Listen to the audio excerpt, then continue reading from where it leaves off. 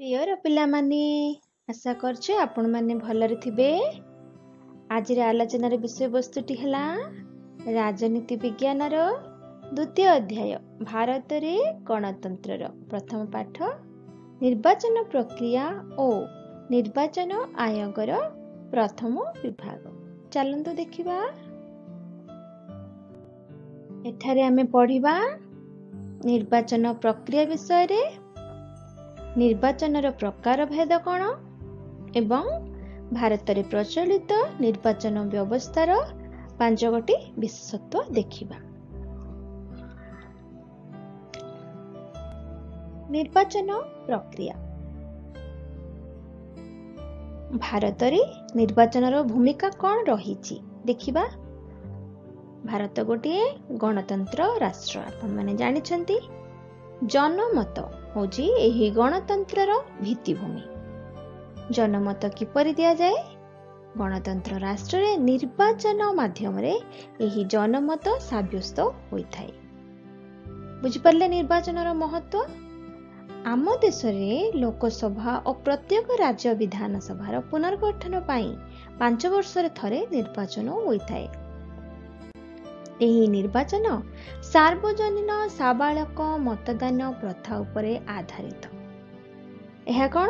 ସାର୍ବଜନୀନ ସାବାଳିକ ମତଦାନ ପ୍ରଥା। ଏହା ବିଷୟରେ ଆମେ ପରେ ଆଲୋଚନା କରିବା ନେକ୍ସଟ ସ୍ଲାଇଡରେ। ଠିକ ଅଛି। କେଉଁ ରାଜନୈତିକ ଦଳ ସରକାର ଗଠନ କରିବ ସେହି ନିଷ୍ପତ୍ତି ମତଦାତାମାନେ ଏହି ନିର୍ବାଚନ ମାଧ୍ୟମରେ କରିଥାନ୍ତି। ନିର୍ବାଚନ ମାଧ୍ୟମରେ ଭାରତରେ କେତେକ ଦଳ ଯେଉଁ ସରକାର ଗଠନ କରିବା ପାଇଁ ଠିଆ ହୁଅନ୍ତି, ସେମାନଙ୍କ ଭିତରୁ କିଏ ସରକାର ଗଠିବ ଜଣା ପଡ଼ିଥାଏ। ସେଥିପାଇଁ ଆମ ଗଣତନ୍ତ୍ରରେ ନିର୍ବାଚନର ଭୂମିକା ଗୁରୁତ୍ୱପୂର୍ଣ୍ଣ। ଜାଣିପାରିଲେ ନିର୍ବାଚନର ଭୂମିକା ବିଷୟରେ? ବର୍ତ୍ତମାନ ଦେଖିବା ଆଉ କିଛି। ନିର୍ବାଚନର ପ୍ରକାର ଭେଦ। ଆମ ଭାରତରେ କେତେ ପ୍ରକାରର ନିର୍ବାଚନ ହୁଏ? ପ୍ରତ୍ୟକ୍ଷ ନିର୍ବାଚନ ଏବଂ ପରୋକ୍ଷ ନିର୍ବାଚନ। ପ୍ରତ୍ୟକ୍ଷ ନିର୍ବାଚନ କ'ଣ ଜାଣିବା? ଏଥିରେ ମତଦାତା ସିଧାସଳଖ ନିର୍ବାଚନ କ୍ରିୟାରେ ଭାଗ ନେଇଥାଏ। Direct election. ଓକେ। ଭାରତରେ ଲୋକସଭା ଓ ରାଜ୍ୟ ବିଧାନସଭା ପାଇଁ ପ୍ରତିନିଧି ଚୟନ ପ୍ରତ୍ୟକ୍ଷ ନିର୍ବାଚନ ମାଧ୍ୟମରେ ହୋଇଥାଏ।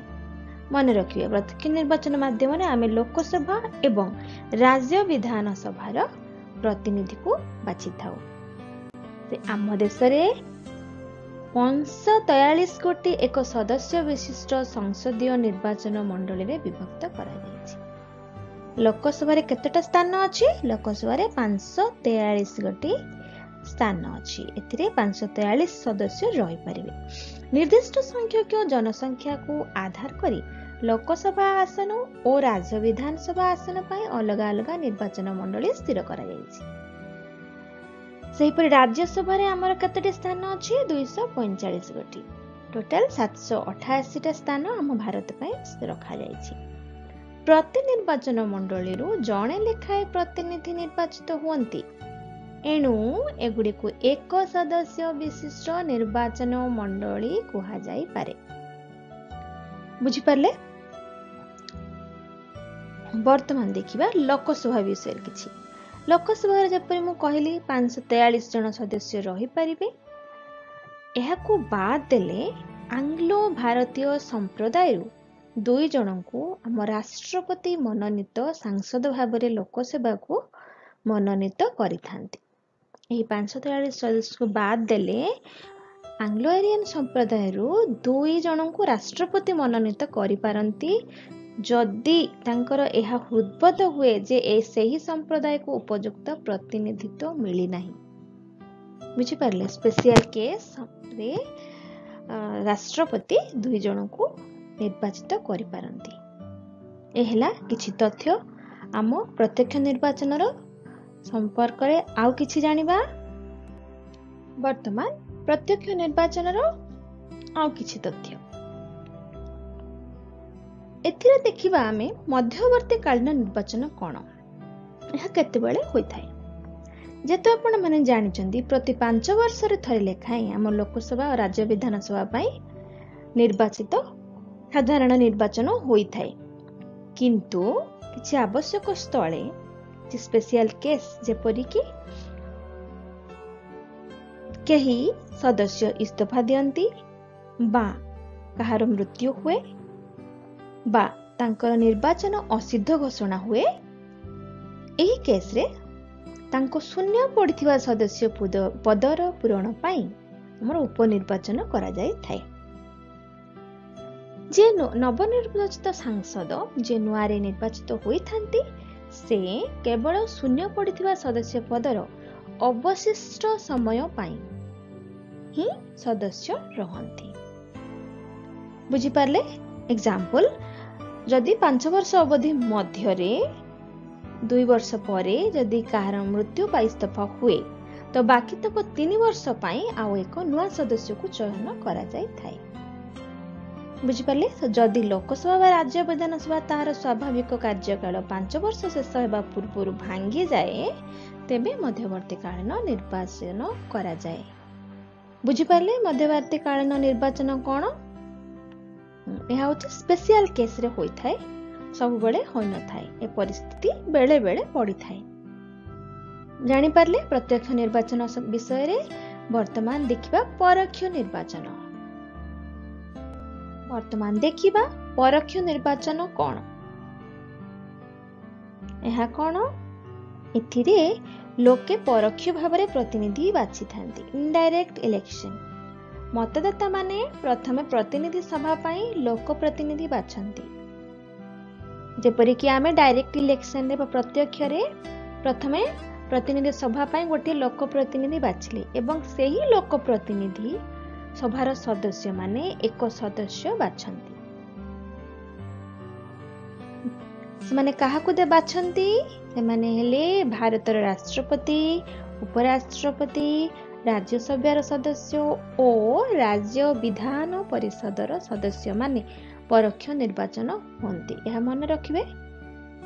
संसदर उभय गृह लोकसभा और राज्यसभार निर्वाचित सदस्य एवं राज्य विधानसभार निर्वाचित सदस्यों को नहीं गठित एक निर्वाचन मंडली भारतर राष्ट्रपति को निर्वाचित करिथांती।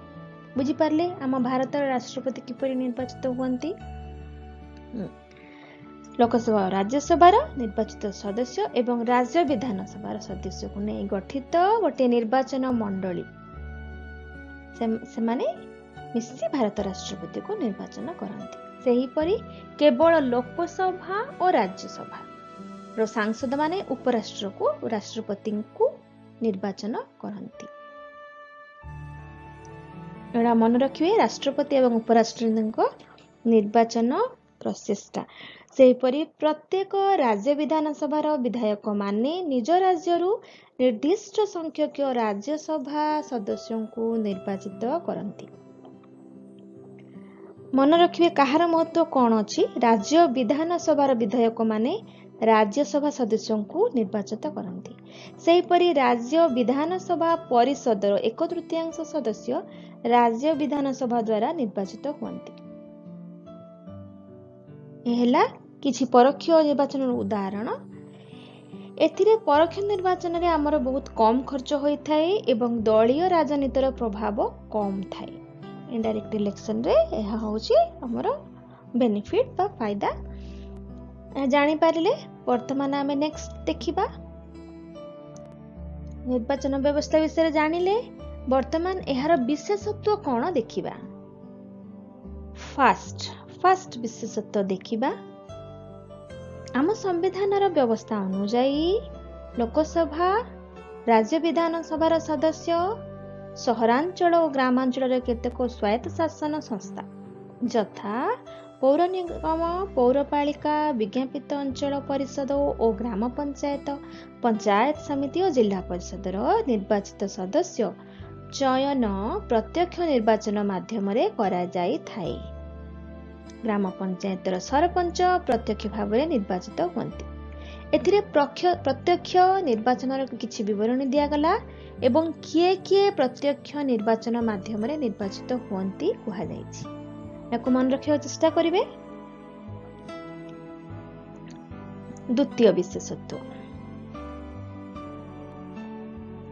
द्वितीय विशेषत्व आम परोक्षर आलोचना करचे किए किए परोक्षर निर्वाचित हुए जहाँकि आपण मैंने जानी सारी मुझे कहूँ राज्यसभा और राज्य विधान परिषदर सदस्य भारतर राष्ट्रपति और उपराष्ट्रपति परोक्ष निर्वाचन माध्यम निर्वाचित हुए ए दुईटा है प्रत्यक्ष और परोक्षर लिस्ट। वर्तमान नेक्स्ट देखिया आ गोटे विशेषत्व। वर्तमान देखिया तृतीय विशेषत्व। यह कौन? यह निर्वाचन व्यवस्थार किछि गुड प्रोसेस विषय कहा जायछि ताहा जानिबे। जेपरिक आम जानिले प्रत्यक्ष लोकसभा और राज्य विधानसभा सदस्य को आम निर्वाचन करि थाउ सेतिपय कौन हुए निर्वाचन मंडली पई योग्य मतदाता जे मतदान देबा पई योग्य तांको पई गोटिए नाम तालिका बा भोटर लिस्ट प्रस्तुत करा जाय थाए। योग्य मतदाता निर्दिष्ट निर्वाचन मंडली रे अंतर्भुक्त हेबे एवं सेमाने एही निर्वाचन मंडली रो जणे लेखाए प्रतिनिधि को लोकसभा और राज्य विधानसभा पई अलगा भाबे निर्वाचन करिवे। बुझ पारले ए पॉइंटटा कहूची भोटर लिस्ट रे योग्य मतदाता मानकर नाम रखा जाय थाए एवं अकॉर्डिंगली सेमाने जाय निर्दिष्ट स्थान रे जाय भोट देई पारिबे लोकसभा एवं राज्य विधानसभा सदस्य पाई अलग भाव में। बुझिपारे। वर्तमान आम नेक्स्ट पॉइंट को देखिबा। नेक्स्ट पॉइंट कौन कहूची सार्वजनीन साबालिक मतदान प्रथा जहाँ आम प्रथम स्लाइड प्रथम देखिथिले ताहार विवरणी मु दउची। सार्वजनीन साबालिक मतदान प्रथा होची भारतर निर्वाचन व्यवस्थार एक गुरुत्वपूर्ण अंग। यह कौन? ए प्रथा अनुजाई जाति धर्म लिंग संपत्ति और जन्मस्थान निर्विशेष 18 वर्ष बा ऊर्ध्व प्रत्येक नागरिक मतदान देवार अधिकार अछि। बुझला भारत रे मतदान देवार अधिकार समस्तंकर अछि। यह कौन से जाति धर्म वर्ण लिंग संपत्ति बा जन्मस्थान सहित सीमित नुहे। बुझिपारले। एहार संपर्क रे आम संविधान 326 धारा रे सूचना दिया जाइछि। बुझिपारले। एला चतुर्थ विशेषत्व। सेहीपरि पंचम देखिबा। पंचम कौन? लोकसभा राज्यसभा राज्य विधान परिषद और अन्यान्य निर्वाचन पदवी पाई निर्दिष्ट योग्यता विषय संविधान रे स्पष्ट भाव में उल्लेख अछि। बुझिपारले। एथिरे संविधान रे एही सबु लोकसभा राज्यसभा बा राज्य विधानसभा परिषद एवं अन्यान्य रे निर्वाचित पदवी पाई उल्लेख किए निर्वाचित पदवी रे जोग दे पारिबो ताहा विषय उल्लेख अछि। एहला 5 गोटी विशेषत्व। निर्वाचन व्यवस्थार आहुरी बहुत किछि विशेषत्व अछि। आमे परवर्ती विभाग रे देखिबा। वर्तमान पाई हमरो एही विभागटा सरी जाइछि। ए विषय रे आमे जानिले निर्वाचन प्रक्रिया यार महत्व कौन। निर्वाचन प्रकार भेद 2 प्रकार भेद प्रत्यक्ष और परोक्ष। भारत रे प्रचलित निर्वाचन व्यवस्थार विशेषत्व 5 गोटी विशेषत्व जानिले। परवर्ती विभाग रे आमे पढ़िबा भारत रे प्रचलित निर्वाचन व्यवस्थार आउ किछि विशेषत्व एवं एहार विभिन्न पर्याय विषय। धन्यवाद।